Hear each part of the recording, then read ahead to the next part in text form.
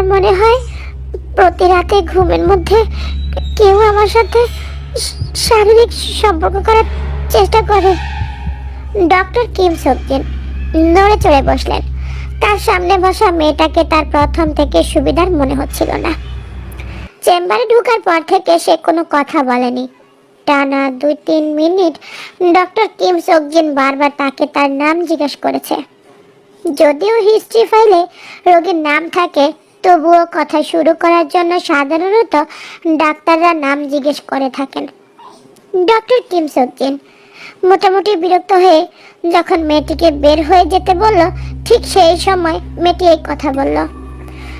Doctor জিন একটু অবাক হলো এবং বিরক্তও হলো। তারপর মেয়েটিকে জিজ্ঞেস করলো, আপনার বয়স কত? জি 18 বছর বয়স। আপনার সমস্যাটা আমি ঠিক বুঝতে পারছি না, একটু ঠিকঠাকভাবে বলুন তো, আর আগে নিজের নাম বলুন। মেয়েটা দীর্ঘশ্বাস ফেলল, তারপর বলল, আমার নাম তেই, কিম তেহিয়ং তেই। আমার কিছুদিন ধরে মনে হচ্ছে রাতের বেলায় ঘুমের মধ্যে কেউ আমার সাথে শারীরিক সম্পর্ক করার চেষ্টা করে। আমার খুব খারাপ লাগে। ম্যাম ম্যাম ম্যাম প্লিজ আমাকে হেল্প করুন। ডক্টর জিন কি বলবে বুঝতে পারলো না। রীতিমতো পাগলের প্রলাপ মনে হচ্ছে। মুখে বিরক্তি এনে ডক্টর জিন মেয়েটিকে বলল,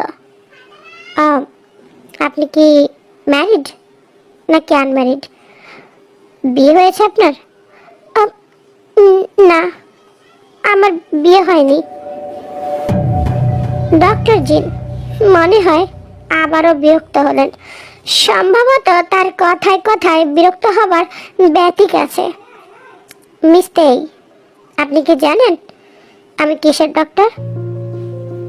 তাই থুতো মুতো খেয়ে বলল, জি জানি। আপনি আপনি গাইনি বিশেষজ্ঞ। তাহলে আপনি আমার কাছে কেন এসেছেন জানতে পারি? আপনি যে সমস্যার কথা বলছেন এর চিকিৎসক আমি নই। আপনি বরং কোনো সাইকিয়াট্রিস্টের কাছে যান, ওনার সাথে গিয়ে দেখা করুন। তাই দুঃখিত চোখে জিনের দিকে তাকিয়ে রইল। করুণ গলায় বলল, পাগলের ডাক্তারের কাছে কেন যাব ম্যাম? আমি তো পাগল নই। ডক্টর জিন এবার একটু থতমত খেয়ে গেলেন। না মানে আমি আপনাকে পাগল বলিনি, তবে আপনার সমস্যাটা আসলে মানসিক। আপনি যেটা বলছেন সেটা কখনোই সম্ভব না। যাকে বলবেন এটা নিয়ে সেই হাসাহাসি করবে।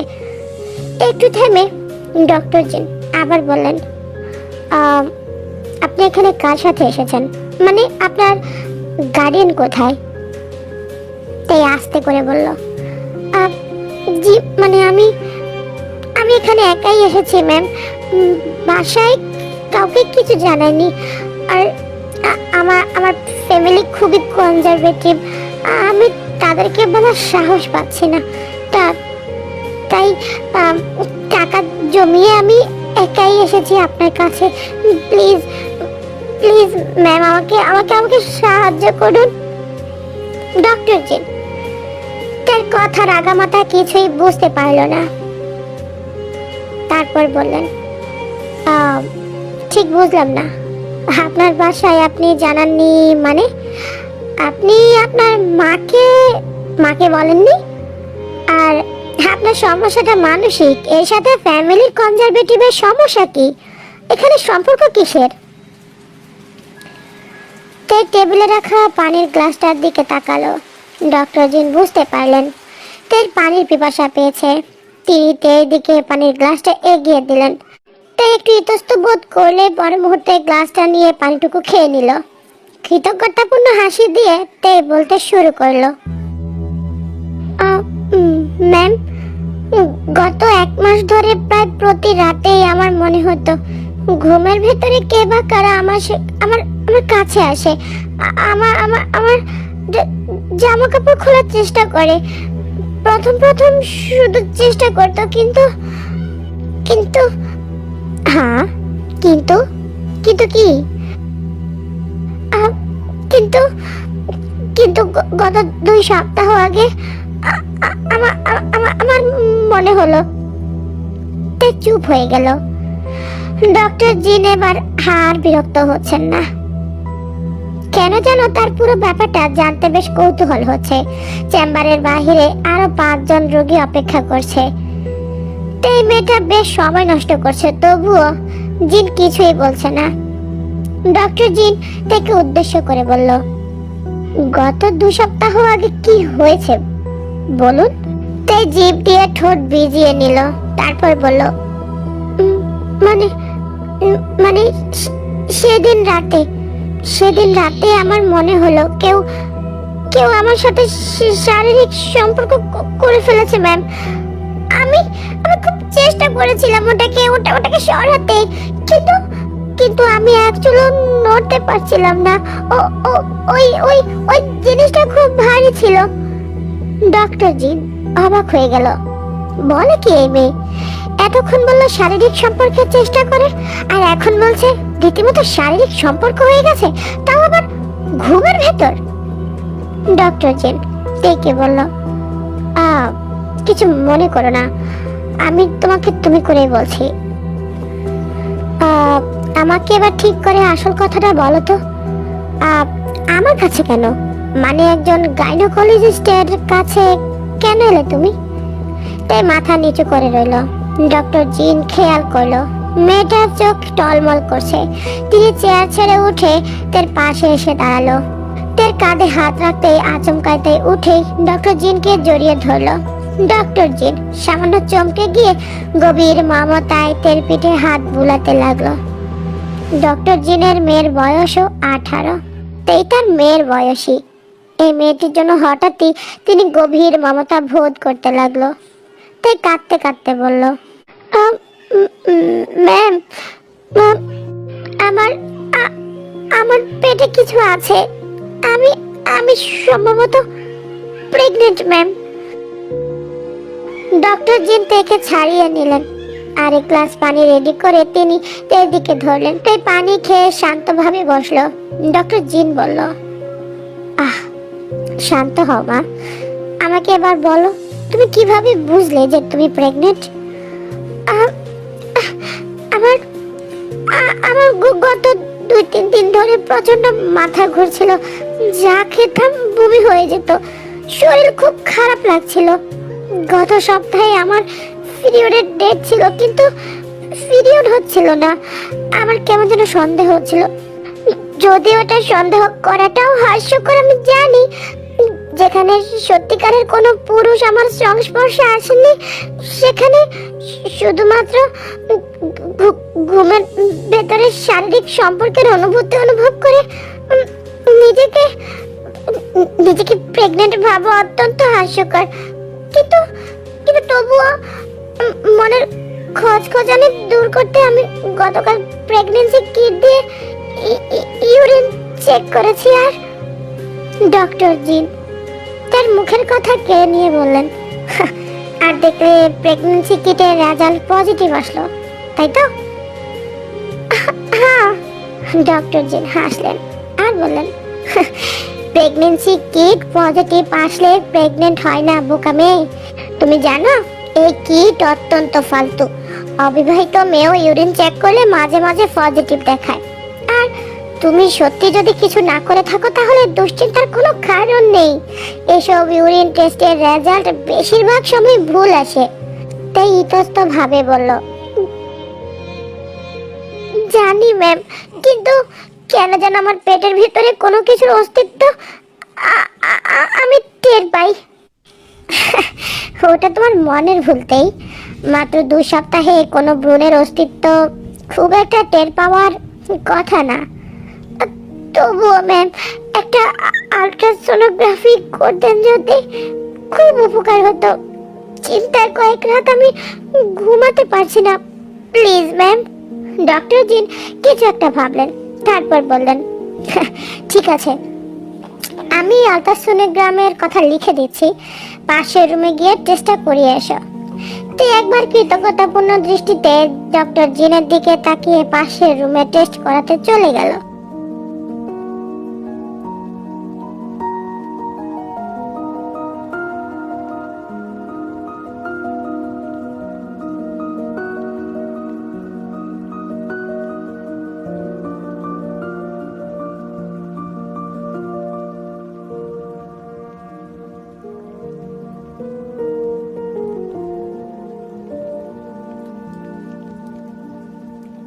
ডক্টর জিনের হাতে তার তলপেটের আলট্রাসোনোগ্রাফির রিপোর্ট। তিনি রিপোর্ট হাতে নিয়ে থ হয়ে বসে আছেন। 10 বছরের ডাক্তারি অভিজ্ঞতায় তিনি কোনোদিন যা দেখেনি তা আজ দেখছেন।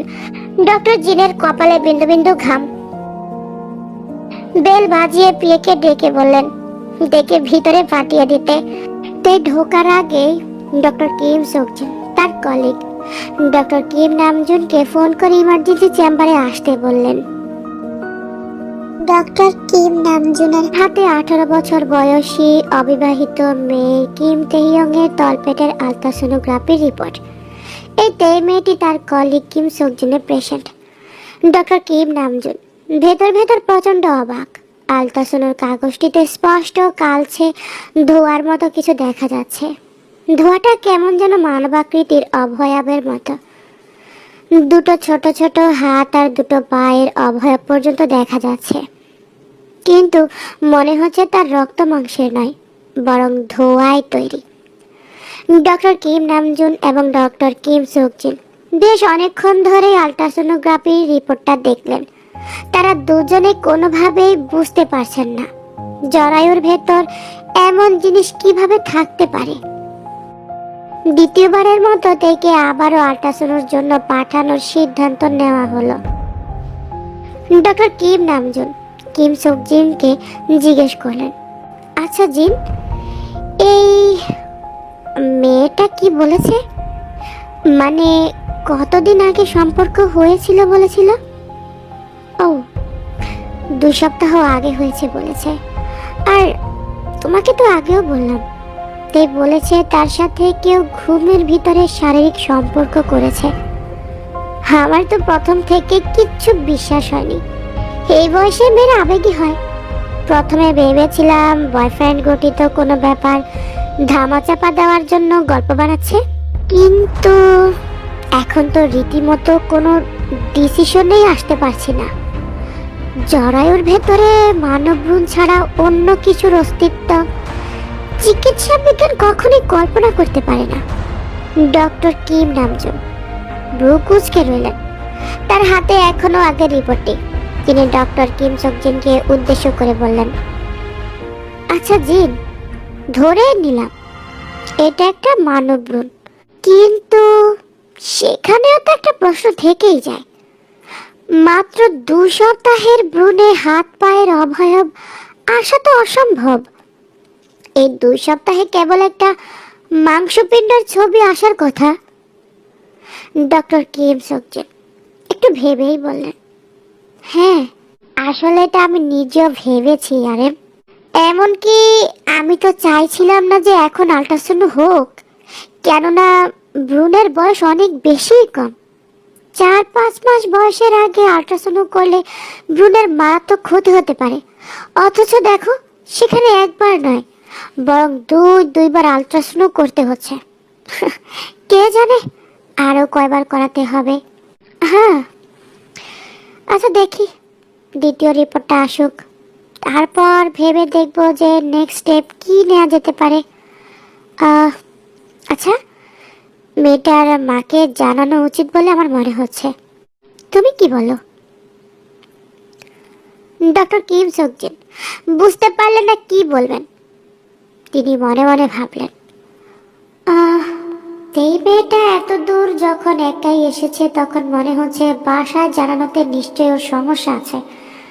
মেয়েটাকে আপাতত সাবালিকাই বলা চলে। 7-5 ভেবে ডক্টর কিম সোকজিন ডক্টর কিম নামজুনকে বললেন, না, আপাতত থাকুক, আর একটু দেখি ঘটনাটা কোন দিকে যাচ্ছে, তারপর ভাববো এর বাড়ির লোকজনদেরকে জানানো যাবে কিনা।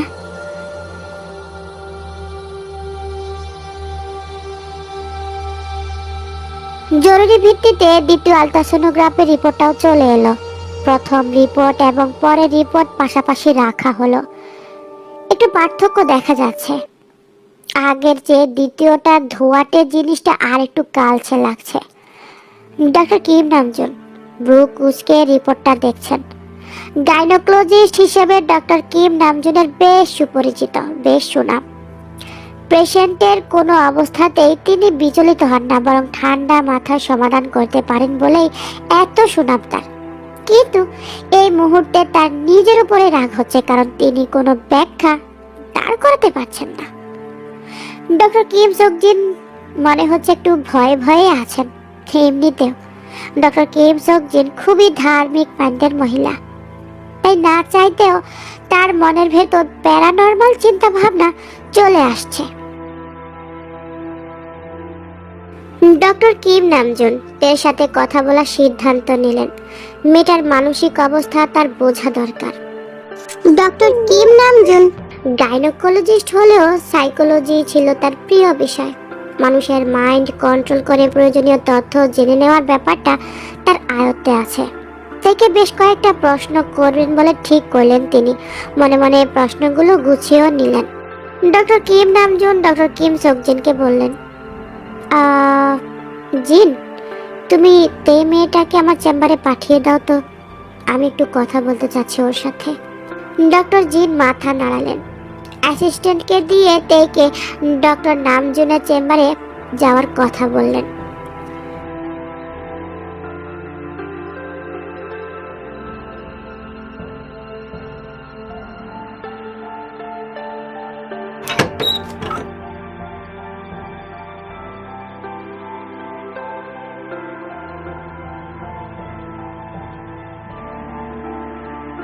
ডক্টর নামজুন মেয়েটির পা থেকে মাথা পর্যন্ত দেখছেন। কেমন জড়সড় হয়ে বসে আছে মেয়েটি। চোখের নিচে কালশিটে পড়ে গেছে। গায়ের রং টকটকে গৌরবর্ণ, মুখ ফ্যাকাশে। প্রথম দেখায় একই দেখলাম এমন টাইপ সুন্দরী। চোখের নিচে কালি, ফ্যাকাশে মুখ, শুকনো ঠোঁট আর চোখে মুখে চিন্তার ছাপ নিয়েও মেয়েটাকে অপূর্ব লাগছে। ডক্টর নামজুন চোখ নামিয়ে নিলেন। মেয়েটির সাথে সামান্য সহজ হওয়ার চেষ্টা করলেন। তোমার নাম কিম তাহিয়ং, রাইট? তাই উপর নিচে মাথা নাড়ালো। কেমন আছো তাই? হ্যাঁ। ডক্টর নামজুন হাসলেন, চমৎকার হাসি। এই ধরনের হাসি অপরপক্ষকে সহজে বুঝিয়ে দেয়। ভয় পাওয়ার কিছু নেই, যা মানুষকে সহজ হতে সাহায্য করে। তার জড়তা কাটলো, সে অনেকটাই সহজ হলো। ভদ্রতা সূচক হাসিও দিল। ডক্টর আর এম বললেন, তাতেই তোমার বাসায় কে কে আছেন? আমার আব্বু, আমার আম্মু আর আমার ছোট ভাই। ও আচ্ছা, আসলে বাহিরের কেউ নেই না, মানে অন্য কোনো নিকটাত্মীয় থাকে না, বা মাঝে মাঝে বাসায় আসা যাওয়া করে এমন কেউ আছে? তাই ডানে বামে মাথা নেড়ে জানালো, না, এমন কেউই নেই। ডক্টর আর এম বেল বাজিয়ে পিয়নকে ডেকে কফির কথা বললেন। কফি খেতে খেতে এসব আলোচনার সুবিধাই হয়। ডক্টর নামজুন বললেন, আচ্ছা তেই, আমি এখন তোমাকে কয়েকটা প্রশ্ন করব। তোমার ভয় পাওয়ার দরকার নেই, আর ইচ্ছে হলে উত্তর দেবে, ইচ্ছে না হলে উত্তর দেওয়ার দরকার নেই। বুঝতে পেরেছ? বলে তিনি আবারও আন্তরিকভাবে হাসলেন। তাই ইশারায় বুঝালো সে উত্তর দেবে। ওকে। আচ্ছা তাই, তোমার বাবা বেশি সুন্দর নাকি মা? এমন প্রশ্নের বোধ হয় তাই আশাই করেনি। সে কিছুটা অবাক হলো, তারপর বলল, আমার বাবা মা দুজনেই সুন্দর। কিন্তু কেন? ডক্টর নামজুন মিষ্টি হেসে বললেন, এই জন্যই তুমি এত বেশি সুন্দর। এবার বোঝা গেল। তাই বেশ লজ্জা পেল। বর্ষা কান লাল হয়ে গেছে। নামজুন সেটা খেয়াল করলো। কপিও চলে এসেছে এরই মাঝে। তের সামনে কফি রাখা হলো, তেই হাত বাড়িয়ে কপিটা নেয়। এই ক্ষেত্রে ডক্টর নামজুনকে সাদাসাদি করতে হলো না তেকে। কফি খুব পছন্দ নাকি তোমার তেই? তে সামান্য বিব্রত হলো, পরক্ষণে নিজেকে সামলে নিয়ে বলল, আসলে রাত জাগলে প্রায় আমি কফি খেতাম, অভ্যাস কিংবা আসক্তি টাইপ হয়ে গেছে। আচ্ছা আচ্ছা, বুঝলাম। তাতেই তুমি তো বেশ সুন্দরী, বয়ফ্রেন্ড আছে নিশ্চয়ই? তাই মলিনভাবে হেসে জবাব দিল, না স্যার, আমার কোনো অ্যাফেয়ার নেই। ডক্টর নামজন এবার সামান্য ঝুঁকে থেকে ভারী গলায় প্রশ্ন করলেন, কোনোদিনও কি কারো সাথে অ্যাফেয়ার ছিল না? তের তড়িৎ বেগে ডাক্তার নামজনের দিকে তাকালো, বেশ অনেকটা কফি ছলকে তের ড্রেসে পড়লো।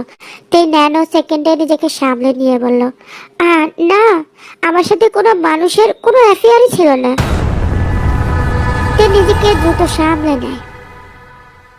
ডক্টর নামজনের চোখ এড়ালো না সে জিনিসটা। তিনি আপন মনে হাসলেন, তারপর তেকে বললেন, তুমি আমার সাথে আর কথা বলতে চাচ্ছ না তাই না? ঠিক আছে, সমস্যা নেই। আপাতত তুমি ডক্টর কিম সকজিনের কাছে যাও। তে ব্রু কুচকে ফেলল, তারপর বলল, না তো, কে বললো আমি কথা বলতে চাচ্ছি না? আমি তো আপনার সব কথার, সব প্রশ্নের জবাব দিচ্ছি। ডক্টর নামজন চেয়ার ছেড়ে উঠে দাঁড়ালেন, তেকে উদ্দেশ্য করে বললেন, তেই, আমি চাইলে তোমার এই প্রশ্নের জবাব না দিলেও পারতাম, কিন্তু আমি দিব, যাতে তুমি আমার সম্পর্কে কিছুটা হলেও বুঝতে পারো। একটু থেমে তিনি আবারও বললেন, তুমি চেয়ারে বসে আছো আমার দিকে মুখ করে, কিন্তু তোমার পা দুটো ডান দিকে বেশ খানিকটা আগানো, আর ডান দিকে রয়েছে দরজা। তোমার পায়ের ভঙ্গি বলেই দিচ্ছে যে তুমি উঠতে চাচ্ছ। তে মনে মনে চমৎকৃত হলো। ডাক্তার নামজুনকে সাথে সাথে তার মনে ধরে গেল, লোকটার সেন্স অফ হিউমার অসাধারণ। তে একটা স্বস্তির নিঃশ্বাস ফেল, তারপর চেম্বার থেকে বেরিয়ে এলো। তে বের হওয়ার সাথে সাথেই তের একটা কথা ডক্টর কিম নামজুনের মনে খচখচ করে উঠল। তার কপালে চিন্তার রেখা দেখা দিল। তিনি একটা মেডিকেল টেস্ট লিখে ডক্টর কিম সকজিনের চেম্বারে পাঠিয়ে দিল। তে কারো সাথে কোনোদিনও কোনো রকম শারীরিক সম্পর্ক করেছে কিনা, হয়েছে কিনা, সেটা টেস্টের মাধ্যমে জানা যাবে। ডক্টর নামজুন চেয়ারে বসবেন, ঠিক সেই সময় বাহির থেকে কারো আত্মচিৎকার ভেসে আসলো। তিনি হন হন করে চেম্বার ছেড়ে বেরিয়ে এলেন। ডক্টর কিম নামজুনের চেম্বারের বাহিরে সামনের মেঝেতেই পড়ে আছে। তার সারা শরীর সমান তালে কাঁপছে, চোখ উল্টে গেছে, গলা কাটা মুরগির মতো মেয়েটা মেঝেতে ছটফট করছে, মুখ দিয়ে হালকা ফেনাও বের হচ্ছে, কেমন গো গো আওয়াজ করছে। তার পাশেই আর একটি মধ্যবয়সী মহিলা চিৎকার করছেন। মহিলার চিৎকারে আশেপাশের লোকজন এসে ভিড় জমালো। ইতিমধ্যেই ডক্টর নামজুন বাইরে চলে এসেছে। ভিড়ের মধ্যে একজন বৃদ্ধ মহিলা সবাইকে আয়াতুল কুরসি পড়তে বলে। এক ভদ্রলোক আবার তার চামড়ার জুতা খুলে তার নাকের কাছে ধরে আছেন। ডক্টর কিম নামজুন এতে করে প্রচন্ড বিরক্ত হলেন। হাসপাতালে থাকা অবস্থায় একটা মেয়ে অসুস্থ হয়ে পড়েছে, কোথায় লোকজন ডাক্তারকে ডাকবে তা না করে চিৎকার চেঁচামেচি করে পুরো হাসপাতাল মাথা তুলে ফেলেছে। ডক্টর কিম নামজুন এর কাছে গিয়ে বসলেন। ভদ্রলোককে বললেন জুতা সরাতে। শারীরিক ঝাঁকুনি থামানোর চেষ্টা করলেন। বৃদ্ধ মহিলা ডক্টর নামজুনকে উদ্দেশ্য করে বললেন, বাবা ধৈর্য না তুমি, এগুলো জিনের কারবার, আয়াতুল কুরসি পড়ো বাবা, আয়াতুল কুরসি। ডক্টর নামজন আস্তে আস্তে রেগে যাচ্ছেন। নাচার চেষ্টা করেও লোকজন সরাতে পারছেন না, সবাই যেন দাঁড়িয়ে মজা দেখছে। মধ্যবয়স্ক লোকটা আবারও জুতা নিয়ে নাকের কাছে ধরার চেষ্টা করলো। ডক্টর নামজন এবার প্রচন্ড জোরে ধমক লাগালেন। মুহূর্তে চারপাশ নীরব হয়ে গেল, শুধুমাত্র বৃদ্ধা মহিলাকে বিড়বিড় করতে দেখা গেল। তেইকে স্ট্রেচারে তুলে একটা বেডে নিয়ে যাওয়া হলো। সেখানে তাকে প্রাথমিক একটা ট্রিটমেন্ট দেওয়া হলো। ডক্টর কিম সকজিন ডক্টর নামজুনকে উদ্দেশ্য করে বলল, আরে মেয়েটা তো মৃগী রোগ আছে নামজুন। তাই তো দেখছি। একটা কাজ করো জিন, মেয়েটার বাসায় ফোন দাও। তে আপাতত কথা বলার অবস্থায় আছে, নার্সকে বলো ওর থেকে বাসার নাম্বারটা কালেক্ট করতে। ডক্টর কিম সকজিন সামান্য ভেবে বললেন, আচ্ছা আমি যাচ্ছি। কারণ নার্সকে তার বাসার নাম্বার দেবে বলে আমার মনে হচ্ছে না। আমি যাচ্ছি ওর সাথে কথা বলতে। হ্যাঁ ঠিক আছে, যাও।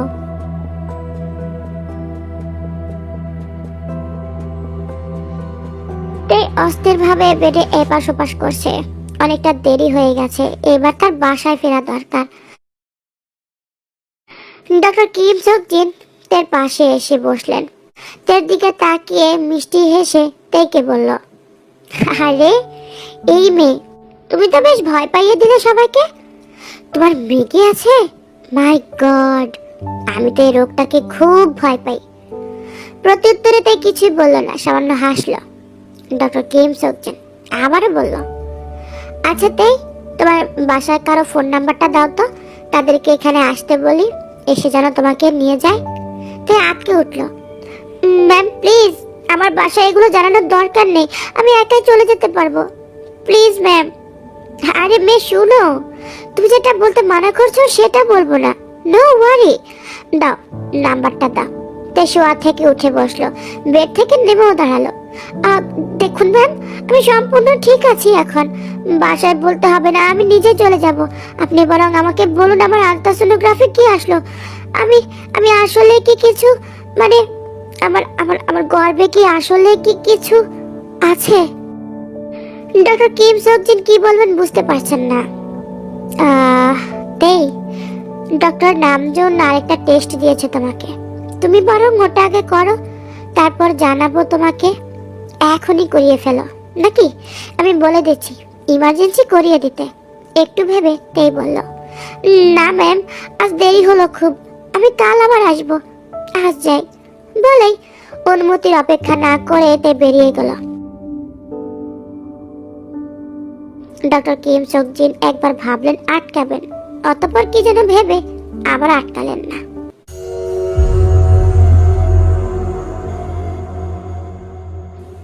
জিন, আমার তোমার সাথে এর বিষয়টা নিয়ে কয়েকটা কথা বলা ছিল। তোমাকে তোমার ড্রাইভারকে আসতে বলার দরকার নেই, আমার গাড়িতে চলো, যেতে যেতে না হয় আলোচনা করা যাবে। হ্যাঁ ঠিক আছে, সমস্যা নেই। গাড়িতে উঠেই জিজ্ঞেস করলো, কি যেন বলবে বলেছিলে আরেম, তো বলো।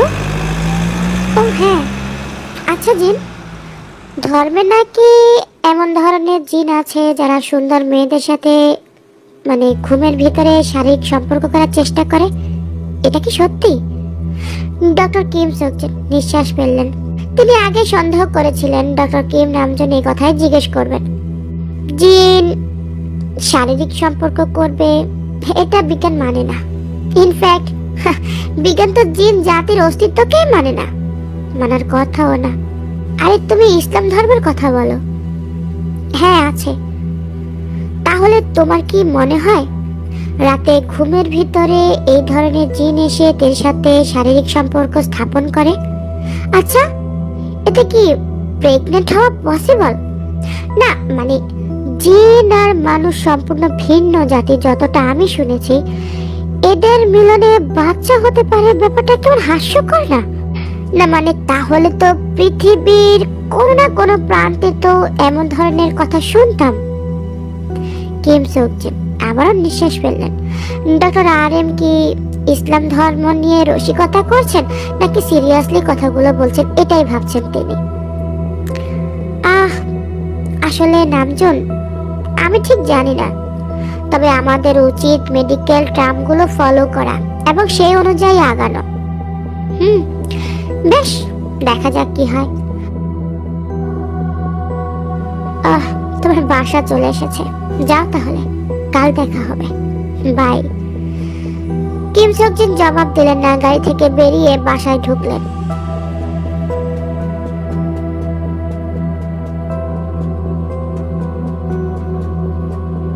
নিজের বিছানায় শুয়ে পেটের উপর হাত দিয়ে আনমনে হালকা করে চাপ দিচ্ছে। এটা সে কেন করছে সে নিজেও জানে না।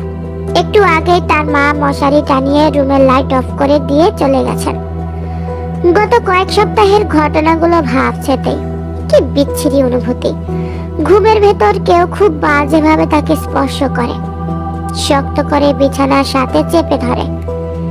তাই প্রথম প্রথম স্বপ্ন মনে হতো।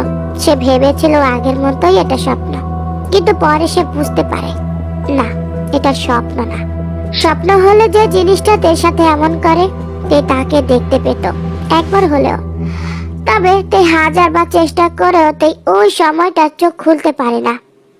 তবে তে জানে ওই জিনিসটা দেখতে কেমন, কারণ এর আগেও বহুবার স্বপ্নে এটা তাকে তাড়া করেছে।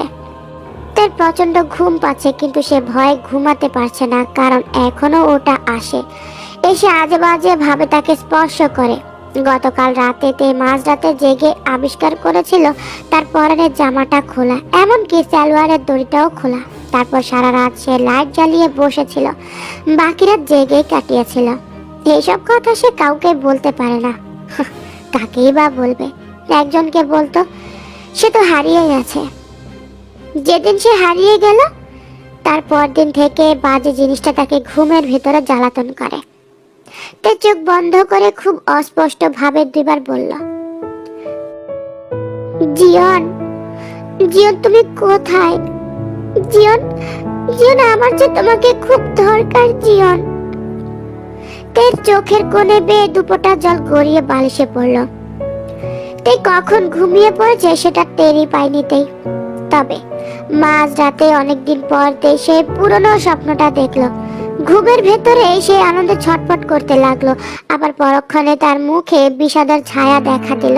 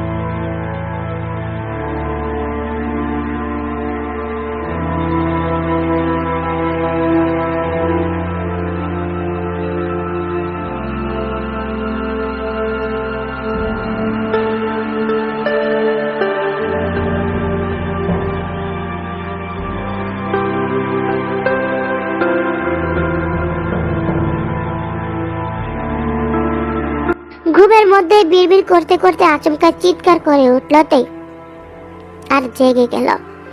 লাইট জ্বালাতে তাই অবাক হয়ে দেখলো পুরো বিছানায় রক্তে ভেসে যাচ্ছে।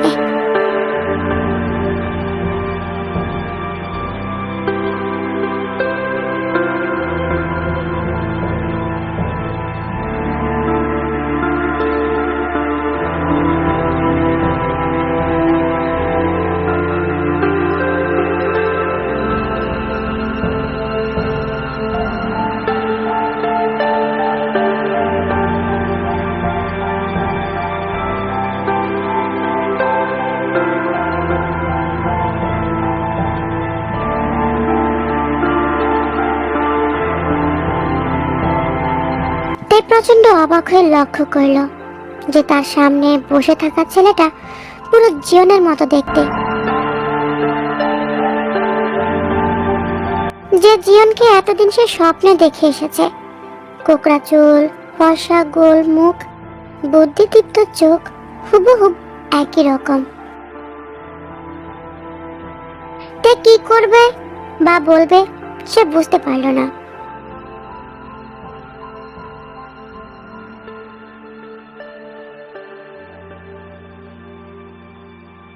সকাল সকাল তাই হাসপাতালে এসে হাজির হলো গতকালের মেডিকেল টেস্ট দুটো করাতে।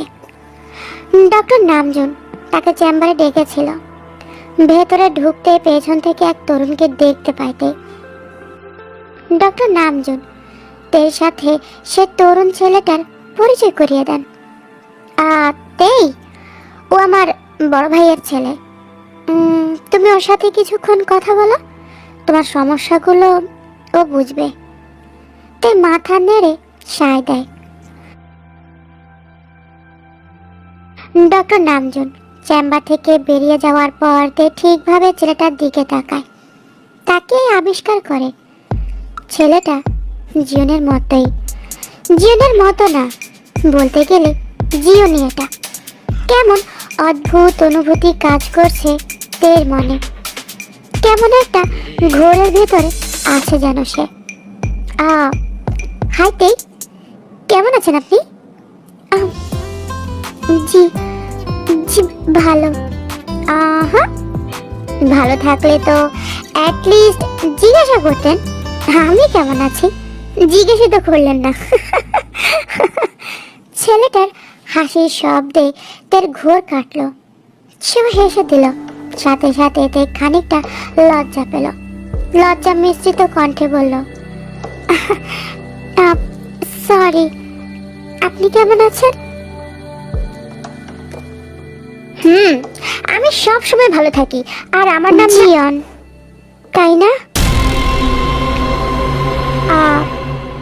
আমার নাম জিয়ন মানে? আমি কি আমার নাম বলেছি নাকি আপনাকে? আপনাকে কে বললো যে আমার নাম জিয়ন? তে কি জবাব দেবে বুঝতে পারল না, খানিকটা অপ্রস্তুত হয়ে গেল। তারপর কোনোভাবে নিজেকে সামলে বলল, আমার মনে হলো আপনার নাম জিয়ন, তবে কেন মনে হলো সেটা জানি না আসলে। তাই বুঝি? যদিও আমার নাম জিয়ন নয়, আমার নাম জাংকুক। তাই কপাল কুঁচকে তাকালো। তার চোখের দৃষ্টি বলছে সে হিসাব মেলাতে পারছে না। জাংকুক বোধ হয় তার জিনিসটা বুঝতে পারলো। আচ্ছা আচ্ছা ঠিক আছে, এত অবাক হওয়ার দরকার নেই। আপনি চাইলে আমাকে জিয়ন বলেও ডাকতে পারেন। তার চোখ মুখ শক্ত করে ফেলল। কোনো প্রয়োজন নেই, শুধু শুধু আপনাকে জিয়ন বলে ডাকবো কেন আমি? তার খুব রাগ লাগছে, অথচ এখানে রাগের কিছুই নেই। সে নিজেকে শান্ত করার চেষ্টা করলো।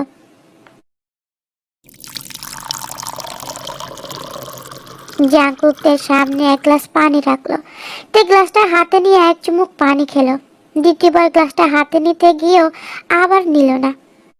জাংকুক পেশায় একজন সাইকিয়াট্রিস্ট, সদ্য পাশ করে বের হলেও দক্ষতা অসাধারণ। তেকে সে প্রথম থেকেই গভীরভাবে পর্যবেক্ষণ করছে, তবে তেকে একবারও বুঝতে দেয়নি এটা। জাংকুক কয়েকটা সিদ্ধান্তে পৌঁছালো। জাংকুক তখন নিজের মনে মনে ভাবতে থাকে, প্রথমত মেয়েটি অতিরিক্ত রূপবতী। অতিরিক্ত মানে বেশি অতিরিক্ত। 100 মেয়ে একসাথে দাঁড়ালে সবার আগে এর দিকে চোখ যাবে। এইটাই রূপবতী মেয়েরা খুব ভালো করে জানে যে জগতের সব পুরুষই এদের জন্য পাগল। কামনায় পুরুষরা এমন নারী চায়। এরা পুরুষদের খুব একটা পাত্তা দেয় না। এরা নিখুঁত, পারফেক্ট, বেস্টের চেয়েও বেস্ট খোঁজে। জিয়ন নামের কোনো একটা ছেলেকে এর কাছে বেস্টের চেয়েও বেস্ট মনে হয়েছে, কিন্তু খুব সম্ভবত জিয়ন নামক ছেলেটির সাথে বাস্তবে তার পরিচয় নেই। হতে পারে শুধু ফোনে কথা হয়েছে। হয়তো সে জিয়নের দেওয়া বর্ণনায় আমার চেহারার সাথে এটাই মিল খুঁজে পেয়েছে, তাই হুট করে আমাকে জিয়ন ভেবেছে সে। আর দ্বিতীয়ত, চাচার কথা অনুযায়ী মেয়েটি দাবি করছে যে তার সাথে ঘুমের ভিতরে কেউ শারীরিক সম্পর্ক করেছে, কিন্তু সেটা মানুষ নয়, অন্য কিছু। এখানে কথা হচ্ছে যে এই অন্য কিছুটা আবার কি? এর অ্যাফিলিয়েন্স আছে সেটা বুঝলাম, মৃগী রোগ মারাত্মক রোগ। তাছাড়া মেয়েটির সম্ভবত ইসুমনিও আছে, যা বুঝলাম তার কপির প্রতি নেশা আছে। আর অ্যাফিলিয়েন্সের রোগীদের ক্ষেত্রে টনিক ক্লনিক সিজিউর কমন ব্যাপার। অনেকে নিজেকে প্রেগনেন্ট মনে করে। এ সময় অনেকেরই দীর্ঘদিন পিরিয়ড বন্ধ থাকে, পেট ফুলে যায়, বমি পায়, মাথা ঘুরে, বাচ্চা নড়াচড়া পর্যন্ত অনেকে টের পায়। এটা মূলত একটা মানসিক রোগ, যাকে মেডিকেলের ভাষায় প্রসিউডক্সিস বা প্যান্থম প্রেগন্যান্সি বলা হয়। আর রোগীর শরীরে ইন্ট্রোজেন, প্রোজেস্টেরন এসব হরমোন সিক্রেশনের পরিমাণ হঠাৎ বেড়ে যাওয়া রোগীর শরীরে প্রেগনেন্ট হওয়ার লক্ষণ দেখা দেয়। আর এর ক্ষেত্রে প্রসিউডক্সিসের সমস্যাটি হয়েছে এই মুহূর্তে জাঙ্কুক এই ব্যাপারে নিশ্চিত, তবে আলট্রাসাউন্ডে পরপর দুইবার ধোঁয়াটে অবয়ব আসার একটা ব্যাখ্যা দাঁড় করানোর চেষ্টা করলো জাঙ্কুক। হতেই পারে মেশিনের সমস্যা ছিল, তবে আজকের রিপোর্টটা দেখলেই বোঝা যাবে। নীরবতা ভেঙে জাঙ্কুক বলে ওঠে, আচ্ছা তাই আপনি আমাকে প্রথম থেকে সব বলবেন প্লিজ। আশা করি কিছু লুকাবেন না, আমি আপনাকে হেল্প করতে চাচ্ছি। তাই কয়েক সেকেন্ড কিছু একটা ভাবলো, তারপর বলতে শুরু করলো, আসলে আগে সবকিছু ঠিকঠাকই ছিল। হঠাৎ 1 মাস আগে থেকে আমার মনে হতে থাকে ঘুমের মধ্যে কেউ আমাকে বাজে ভাবে স্পর্শ করে, আমার কাপড় খোলার চেষ্টা করে। আমি প্রথমে স্বপ্ন ভাবতাম, পরবর্তীতে বুঝতে পারি না এটা স্বপ্ন না, সত্যি। গত 2 সপ্তাহ আগে একটা ওই জিনিসটা আমার সাথে জোর করে শারীরিক সম্পর্ক করে। তারপর থেকে আমার মনে হতে থাকে আমি প্রেগনেন্ট, আর চেক করানোর জন্যই আমি এই হাসপাতালে ডক্টর কিম সুকজিন ম্যামের কাছে আসি। গতকাল 2 বার আলট্রাসাউন্ড করানো হয়েছে আমার, আজকেও একবার করালো, কিন্তু কি রিপোর্ট আর বৃত্তান্ত আমাকে জানানো হয়নি।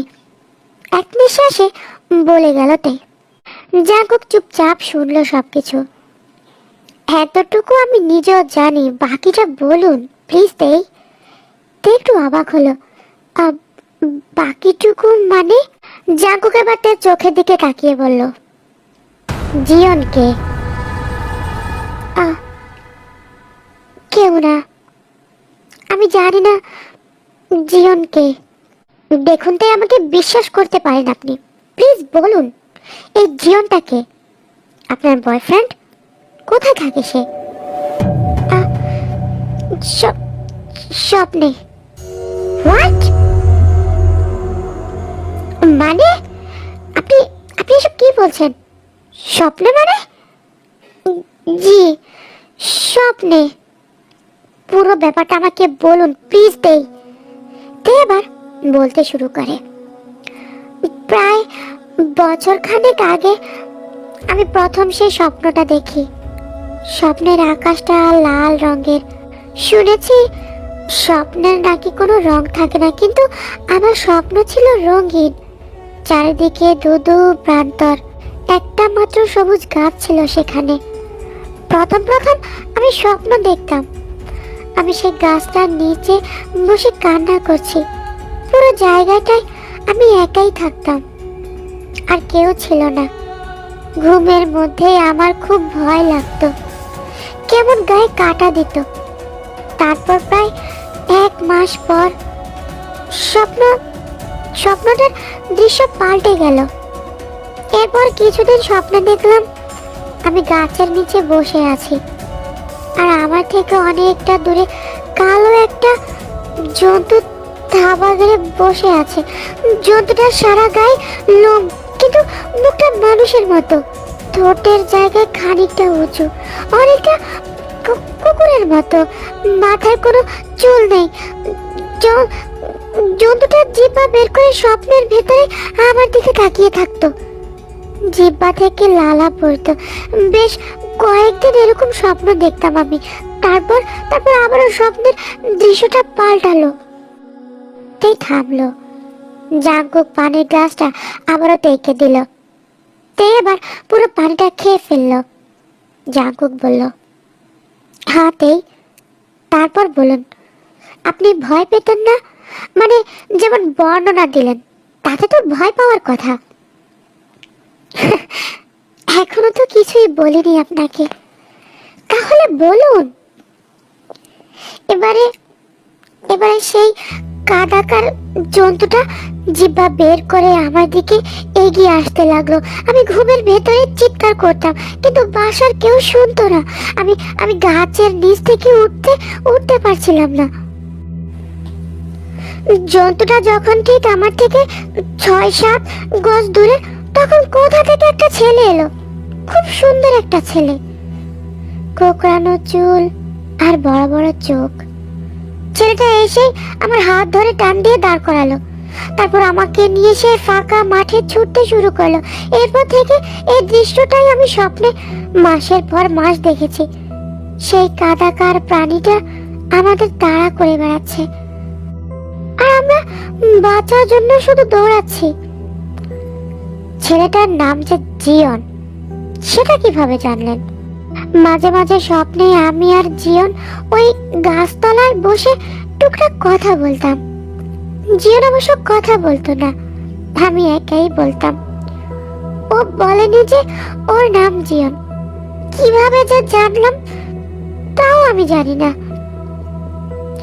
বেশিক্ষণ আমরা কথা বলতে পারতাম না, খুব অল্প সময়। আর এরই মধ্যে জন্তুটাও আবার চলে আসতো, আর আমরা উঠে প্রাণপণে দৌড়াতাম। প্রতিটা সকালে ঘুম থেকে উঠে আমার পা খুব ব্যথা করত। একটা হুজুরের কাছ থেকে শরীর বন্ধ করার দোয়া জেনে নিয়েছিলাম। 3-4 দিন স্বপ্নও দেখিনি তখন, কিন্তু আমি খেয়াল করলাম যে জিয়নকে না দেখে আমার ভালো লাগে না। আমার মনে হলো আমি জিয়নের প্রেমে পড়ে গেছি। আমার আশেপাশে কোনো ছেলেকে আমার ভালো লাগতো না। এক পর্যায়ে আমার মনে হলো স্বপ্ন তো স্বপ্নই, ঘুমের ভেতর একটু ভয় পাই, এই তো, এই সামান্য ভয় আমি সহ্য করে নেব। তবু আমি জিয়নের সাথে থাকতে চাই। জাঙ্কুক এবার চেয়ারে হেলান দিতে দিতে বলল, তারপর আপনি আর দোয়া দুরুজ পড়ে শরীর বন্ধ করতেন না, তাই তো? হ্যাঁ। তারপর তারপর একদিন হঠাৎ জিয়ন চলে গেল। চলে গেল? কোথায় চলে গেল জানি না। স্বপ্নের নিয়ন্ত্রণ তো আর আমার হাতে নেই। গত 1 মাস আগে জিয়ন চলে গেল। ও আর আমার স্বপ্নে আসতো না। আমি একাই গাছতলায় বসে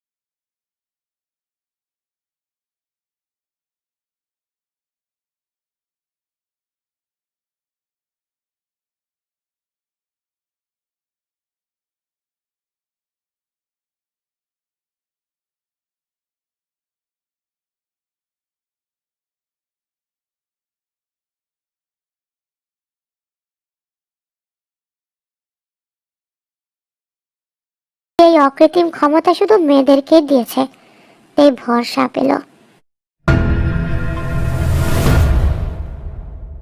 সকালের আলট্রাসাউন্ড রিপোর্টটা ডাক্তার কিম নামজনের হাত ঘুরে জাঙ্কুকের হাতে এলো। জাঙ্কুক রিপোর্টটা দেখে আনমনেই হাসলো। এই আগ্রহ ভরা চোখ নিয়ে জাঙ্কুকের দিকে তাকিয়ে আছে।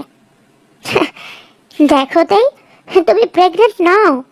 আলট্রাসোনোগ্রাম রিপোর্ট বলছে তোমার জরায়ুতে কিচ্ছু নেই। কিন্তু আমি যে অনুভব করলাম, দেখো তাই, আমাদের যাবতীয় শারীরিক অনুভূতি নিয়ন্ত্রণ করে মস্তিষ্ক, আর মস্তিষ্কের নিয়ন্ত্রণের ক্ষেত্রে ভূমিকা রাখে কিছু হরমোন। তুমি মানসিকভাবে অসুস্থ, তুমি মনে প্রাণে জানো এবং মানো যে তুমি অতিরিক্ত রূপবতী, এবং আসলেও তাই। তুমি টিনেজের শুরু থেকেই এই ধরনের ইসোলেশনে ভুগছ। গাদা গাদা প্রেমের প্রস্তাব তোমার গায়ে লাগেনি। তোমার মস্তিষ্ক খুঁজছে অন্যরকম কাউকে। যখন পেলে না তখন নিজেই একজনকে বানিয়ে নিলে। মানে মানে জিও নামের ছেলেটি সেই অন্যরকম কেউ, বাস্তবে যার কোনো অস্তিত্বই নেই। তার অস্তিত্ব শুধু তোমার মস্তিষ্কে। একটা পর্যায়ে তোমার অবচেতন মন বুঝতে পারে যে জীবন বলতে আসলে কেউই নেই। তখন তুমি জীবনকে মস্তিষ্ক থেকে আস্তে করে সরিয়ে ফেললে। খেয়াল করো, তোমার মস্তিষ্ক এখনো দুই ভাবে কাজ করছে। একদিকে সেই জীবন নামের সত্তাকে সরিয়ে দিচ্ছে, আবার অন্যদিকে বারবার জীবনকেই খুঁজছে। তুমি ভাবছো হয়তো শরীর বন্ধ করার দোয়া তোমার কাজ করছে। প্রথমে কাজ করেছে, আবার পরে হয়তো কাজ করেনি। দোয়া পড়ার সময় তোমার মন এরকমই বিশ্বাস করে নিয়েছে যে এখন আর স্বপ্ন দেখবে না। বিশ্বাস অনেক বড় ব্যাপার। স্বপ্ন যেহেতু আমাদের চিন্তারই প্রতিফলন, তাই তুমি মাঝের কয়েকটা দিন স্বপ্ন দেখলে না। আমার কথা বিশ্বাস হচ্ছে? হ্যাঁ। আর আমার প্রেগন্যান্সির লক্ষ্যগুলো, পিরিয়ড বন্ধ হওয়া, এইসবের ব্যাখ্যা? এটাও তোমার একটা মানসিক রোগ। কাদাকার ওই যে জন্তুটাকে আগে আগে থেকেই তুমি স্বপ্ন দেখতে, কারণ তুমি তোমার রূপ নিয়ে ভীত ছিলে। তোমার মনে সবসময় এটাই কাজ করতো যে খারাপ মানুষ ওত পেতে আছে, ওত পেতে বসে আছে তোমার জন্য। একসময় জীবন আর স্বপ্ন দুটোই তোমার মাথা থেকে হারিয়ে গেল। রয়ে গেল সেই কাদাকার ভয়ানক প্রাণীটা। তুমি ধরেই নিলে সেই স্বপ্ন ছেড়ে এবার তোমার বাস্তব জীবনে হানা দিয়েছে। এরপর জাঙ্কুক থেকে ফ্রেসিডিওসিসের ব্যাপারে বুঝিয়ে বলল। তে কিছু বলল না। জাঙ্কুকের মনে হলো তাই এখনো কিছু একটা নিয়ে কনফিউজ। জাঙ্কুক জিজ্ঞাসা করতেই তাই মিষ্টি করে হাসি দিয়ে বলল, আমার পুরো ব্যাপারটা ক্লিয়ার হয়েছে ভাইয়া, থ্যাংক ইউ।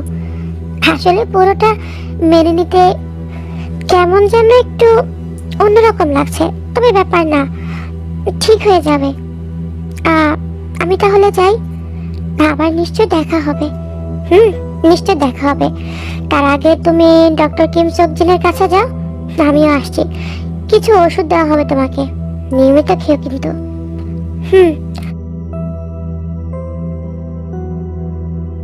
ডক্টর জিন ও ডক্টর আর এম কে ডক্টর জাঙ্কুক পুরো ব্যাপারটাই বলল। ডক্টর আর এম ভাতিজাকে নিয়ে বেশ গর্ববোধ করলেন।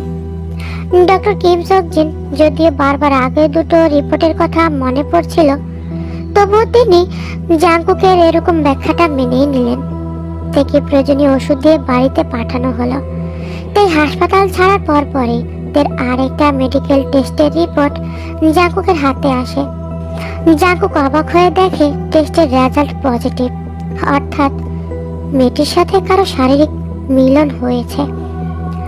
জাঙ্কুক আবার নিজের যুক্তি দাঁড় করায়, হয়তো আগে কোনো অ্যাফেয়ার ছিল তের, কিংবা অন্য কারোর সাথে হয়তো কিছু হয়েছে, কিংবা হয়তো হয়নি। সেই রিপোর্টে কি আসে যায়। তাই হাসপাতাল থেকে যাওয়ার পর দিনই থেকে জরুরি অবস্থায় হাসপাতালে ভর্তি করানো হয়। আসলে তাই আত্মহত্যা করার চেষ্টা করেছিল। খবরটা শুনেই জাঙ্কুক তার বাড়ির ঠিকানা নিয়ে তার বাড়িতে যায়। সেখানে গিয়ে দেখে প্রচুর মানুষজন, তার আত্মীয় স্বজন। অনেক মানুষজন থাকার কারণে জাঙ্কুক আলাদাভাবে কাউকে কিছু জিজ্ঞাসা করতে পারেনি। জাঙ্কুক তখন তার রুমে যায়, যেখানে আত্মহত্যা করতে চেষ্টা করেছিল সেটা দেখার জন্য। তার টেবিলে চোখ পড়তেই একটা ডায়েরি দেখতে পায় জাঙ্কুক। অবশ্য ডায়েরিটা জাঙ্কুকের চোখে পড়তো না যদি না সেটার উপরে বড় করে লেখা না থাকতো জীবন। কৌতূহল বশত ডায়েরিটা খুলে জাঙ্কুক গোটা গোটা অক্ষরে সেখানে লেখা, জীবন আছে, জীবন সত্যি আছে, আমার জীবন মারা গেছে। জীবন মারা গেছে বলেই স্বপ্নে আর আসে না। জীবন আমাকে বলেছে আমি বেঁচে থাকলে সে আর আমার কাছে আসতে পারবে না। আমি জীবনকে চাই, জীবনের সাথে থাকতে চাই। আর ওই ভয়ানক বাচ্চাটাকে জীবন গত রাতেই আমার পেট থেকে বের করে ফেলেছে। আমার চোখের সামনে দিয়ে সেটা রক্তের সাথে বের হয়ে গেছে। এখন শুধু আমি আর আমার জীবন, এখন শুধুই আমরা দুজন, আর আমাদের মাঝে আর কেউ আসতে পারবে না, ওই ভয়ানক জন্তুটাও না। মেয়েটার বোকামির কথা চিন্তা করে জাংকুক মনে মনে আফসোস করলো। ডায়েরিটা নিজের কাছে রেখে দেওয়ার কথাই ভাবলো জাংকুক। ডায়েরিটা উল্টে পাল্টে দেখতে গিয়ে একটা স্কেচে চোখ আটকে গেল জাংকুকের। স্কেচের নিচে লেখা আমার জিয়ন। লিখেছিল 2 মাস আগে, তারিখও দেওয়া ছিল। জাংকুক একটা দীর্ঘশ্বাস ছাড়লো। ডায়েরিটা সে নিজের সাথে রাখার সিদ্ধান্ত নিল, কাউকে দিল না। আসলে ডায়েরিতে আকাশের স্কেচটা ছিল জাংকুকের যমজ ভাই জিয়নের, যে দীর্ঘদিন কানাডায় ছিল আর গত মাসে হঠাৎ করে স্ট্রোক করে সে মারা যায়। প্রকৃতি নিজের কাছে হাজারো রহস্য লুকিয়ে রাখে। মাঝে মাঝে কিছু কিছু রহস্য কিছু কিছু মানুষের জীবন চক্রে ঢুকিয়ে দেয় মজা দেখার জন্য। প্রকৃতিকে হারিয়ে দেওয়ার ক্ষমতা বোধ হয় বিজ্ঞানের এখনো হয়নি। মানুষকে নিয়ে খেলে সে। প্রকৃতি কিছু রহস্য নিজ গর্ভে লুকিয়ে রাখতে চায়, যেমন এক সমুদ্র রহস্য নিয়ে চলে গেল তেই আর তার অন্যরকম জগতের অন্যরকম কেউ।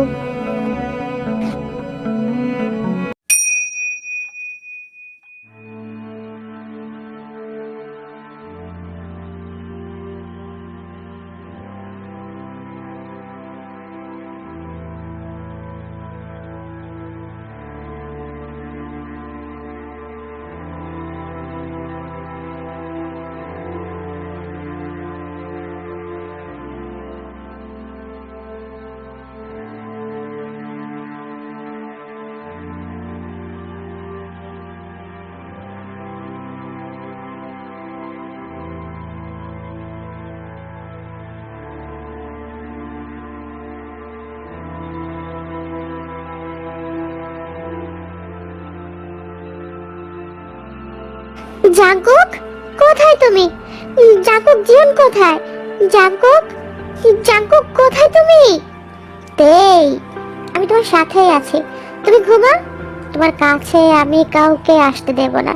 আর জিয়ন তো সেই জানোয়ারটাকে মেরে ফেলেছে।